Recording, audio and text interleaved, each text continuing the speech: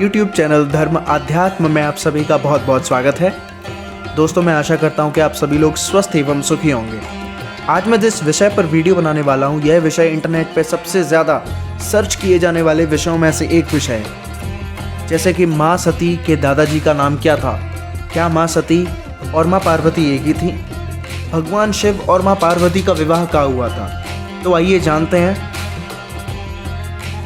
पौराणिक कथाओं के अनुसार माँ सती दक्ष की पुत्री थी और दक्ष ब्रह्मा जी के पुत्र थे। तो ब्रह्मा के पुत्र दक्ष ने एक महायज्ञ जिसका नाम बलिदान अनुष्ठान था, उसका आयोजन किया, लेकिन उन्होंने जानबूझकर अपनी बेटी सती और उनके पति भगवान शिव को नहीं बुलाया। सती अपमानित महसूस करती हुई भगवान शिव की चेतावनी के बावजूद यज्ञ में शामिल होने की इच्छुक थी।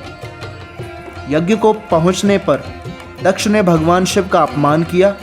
इस अपमान को सहन नहीं कर पाई सती ने पवित्र आग में आत्महत्या कर दी। इस पर क्रोधित होकर भगवान शिव ने विनाश की तांडव नृत्य किया और सती को अपनी गोदी में उठाकर पूरे ब्रह्मांड में वो घूमते रहे। लेकिन भगवान शिव के विनाशकारी नृत्य को रोकने और आपदा को रोकने के लिए भगवान विष्णु ने हस्त चक्र का उपयोग किया और उन्होंने उनके शरीर पर वह चक्र जिसका नाम सुदर्शन चक्र था उसको छोड़ा, जिसके फलस्वरूप 51 भागों में विभाजित माँ सती का शरीर हुआ और इन 51 जगहों को शक्तिपीठ के नाम से जाना जाता है। और मैं ये भी बता दूं कि प्रत्येक शक्तिपीठ सती के विशेष शरीर के साथ जुड़ा हुआ है। उन स्थानों को पवित्र और शक्तिशाली माना जाता है जो दिव्य नारी ऊर्जा शक्ति का प्रतिष्ठान करते हैं। भक्तों का मानना है कि इन शक्तिपीठों की यात्रा करना और इन स्थान पर देवी की पूजा करना आध्यात्मिक आशीर्वाद और इच्छाओं की पूर्ति लाता है। इस शक्तिपीठ देवी माता के भक्तों के लिए पवित्र तीर्थ स्थल है। तो यह थी माँ सती की कहानी।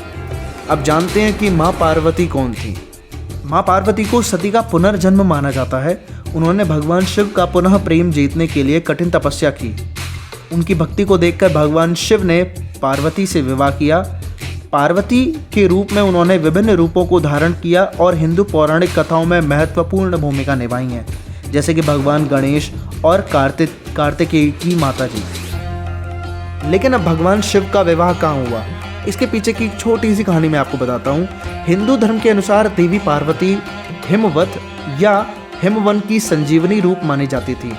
हिमालय की प्रतिष्ठा, यह भगवान शिव की पहली पत्नी शिवा की पुनर्जन्म थी। यहाँ पे शिवा माँ सती जी को कहा गया है, जिन्होंने अपने पिता के शिव को अपमानित करने पर अपना जीवन त्याग दिया था, जैसा कि मैंने अभी आपको बताया था।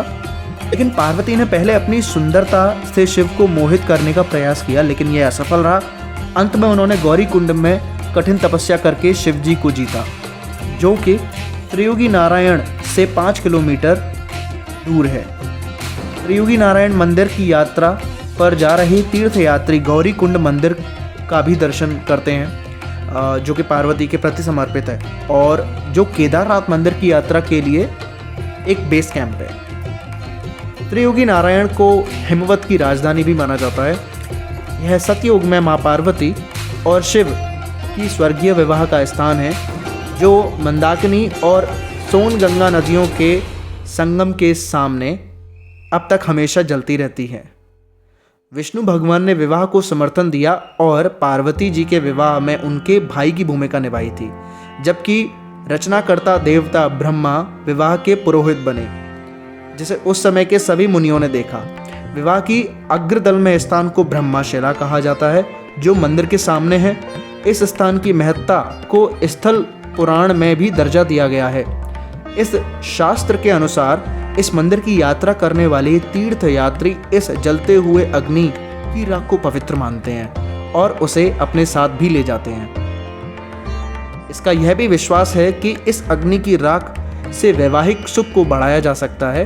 तो सारांश में यही है कि माँ सती और पार्वती देवी की कथा दैवी कथा के रूप में अलग अलग अवस्थाएं हैं, लेकिन हिंदू परंपरा में इन्हें एक ही ब्रह्मांडीय ऊर्जा शक्ति के विभिन्न प्रतिष्ठानों के विभिन्न प्रतिरूप में माना जाता है।